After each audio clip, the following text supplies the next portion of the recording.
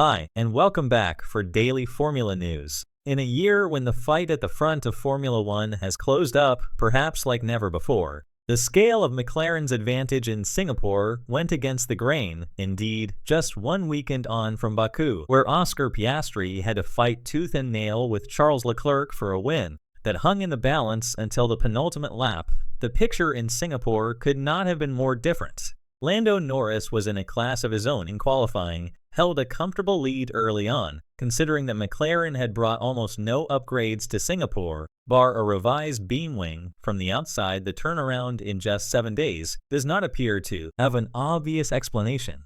But the key to understanding what happened is that F1's top challengers have their strengths and weaknesses depending on the downforce levels used each weekend and the type of track. We know Mercedes is better at high-speed tracks, especially if it is cool, and weaker at hotter low-speed venues where traction is important.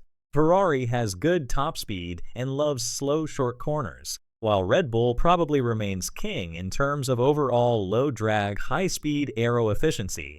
But what Singapore proved, especially after what we saw at Zandvoort, is that McLaren is clear of everyone when it comes to maximum downforce circuits.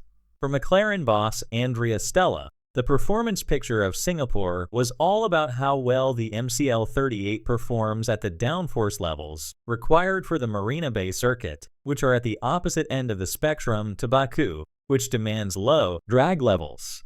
Stella asked about why Norris had been so fast in Singapore. He said, "I think if I look at previous races at this high level of downforce, we seem to be very competitive. So I think it might have to do more with the level of downforce than with the fact that we may be chipping away at getting more and more out of the car. I think the car has been strong in this configuration. I always make the examples of Hungary and Zandvoort. Even Hungary was relatively dominant victory in itself, like Zandvoort and this one. So I think at the moment, it's more than the car in this configuration.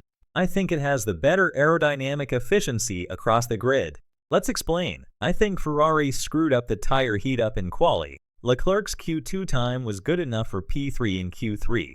Hard to think he wouldn't have improved on that if his tires were warmed up properly. In the race, for that short period of time on mediums when he was in clean air, even with well-worn mediums, he matched Norris' pace and also on the hards later on.